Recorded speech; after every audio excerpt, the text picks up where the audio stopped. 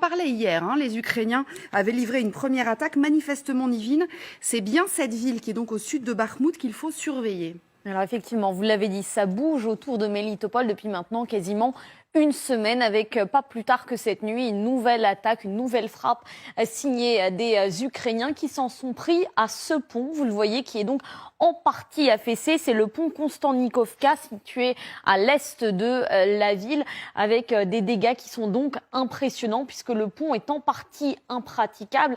Alors selon les Russes, les Ukrainiens auraient installé des charges explosives sur l'un des piliers du pont qui s'est donc, vous le voyez, quasiment plié en deux sur une très large surface. Alors pour l'instant, cette attaque, elle n'a évidemment pas été revendiquée par les Ukrainiens.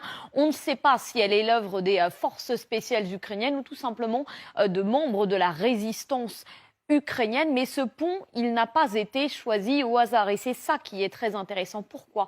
Parce que ce pont, il permet de relier donc la ville de Mélitopol à une autre ville stratégique, celle de Berdyansk. Et c'est par ce pont notamment qu'est acheminé tout le matériel, mais également tous les hommes qui vont ensuite alimenter le front sud, l'ensemble du front sud, y compris donc les va-et-vient pour accéder à la Crimée. Ce n'est pas la première fois que les Ukrainiens s'en prennent à la ville de Mélitopol, puisque ce week-end, encore dans la nuit de samedi à dimanche, ils ont frappé ce qui semblerait être une base arrière russe, un campement. Alors les Russes parlent d'un centre de loisirs, mais vraisemblablement c'est là que se rassemblaient des soldats russes, des Tchétchènes, des hommes notamment de Kadyrov. Donc vous voyez beaucoup d'hommes qui étaient présents sur place. Le bilan pour l'instant il n'est pas déterminé, il varie d'un camp à un autre. On le voit donc, les Ukrainiens s'en prennent à des lieux ciblés, ce pont, cette base arrière des Russes. Ils sont aussi en train de renforcer leur présence,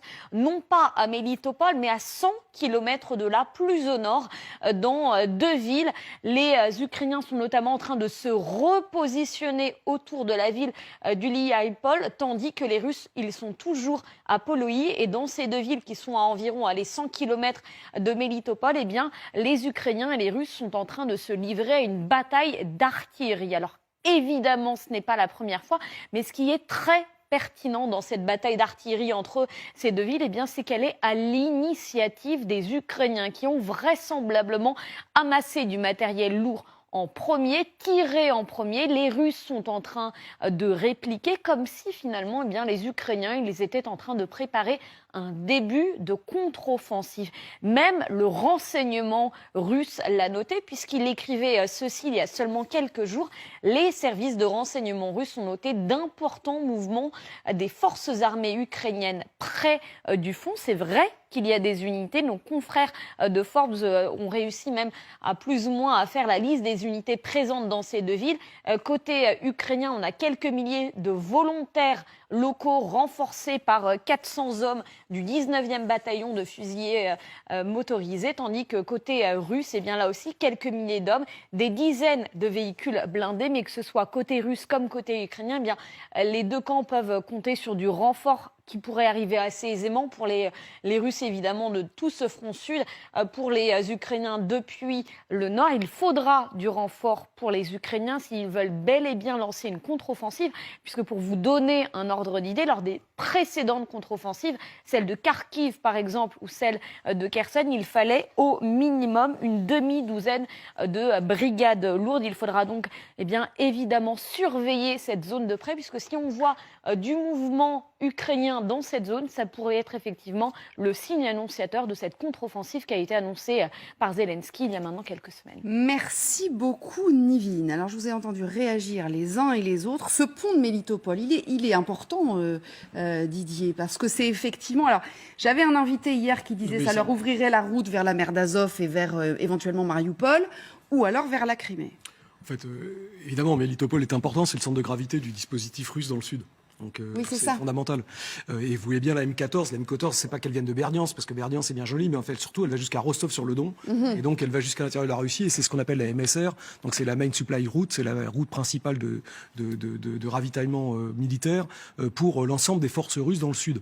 Donc sur tout le front qu'on va, donc il va du Dniepr en face de Kherson libéré, jusqu'effectivement à la frange qui est en dessous de Ouliaopolier, voilà, qu'on voit au nord à une centaine de kilomètres. Alors bon, tout ça est vrai, les Russes le savent, les Ukrainiens le savent, ça serait formidable de pouvoir y aller.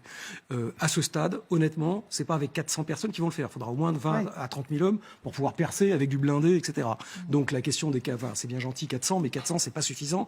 400 hommes, c'est 3 compagnies, donc c'est pas. Oui, c'est ce que dit Nivine. Il y a du mouvement, mais c'est évidemment pas suffisant pour le moment. Et surtout, la vraie, d'abord, ça va être si les Ukrainiens, d'abord, ils sont mobilisés énormément de gens aujourd'hui dans la défense de Bakhmout.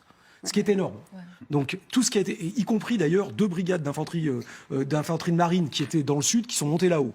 Donc aujourd'hui, on voit bien qu'il y a un effort pour empêcher les Russes de passer là-haut qui est fondamental, alors que les Russes sont en avancée 13 km sur le sud et 8 km sur le centre.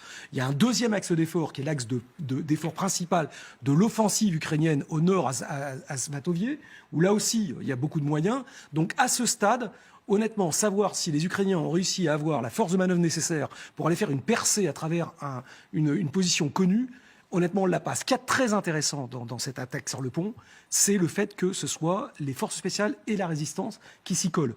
Parce que là, on est dans un vrai travail de modelage. Et d'ailleurs, la même chose sur les frappes et là, on a le même schéma qui était le schéma sur Kherson, où on commence à voir une tentative, non pas d'offensive directe, mais une tentative d'assèchement des capacités logistiques russes. Oui, ça prendra du temps, mais c'est en train d'être travaillé avec les forces spéciales et les forces de résistance, et ça, c'est passionnant.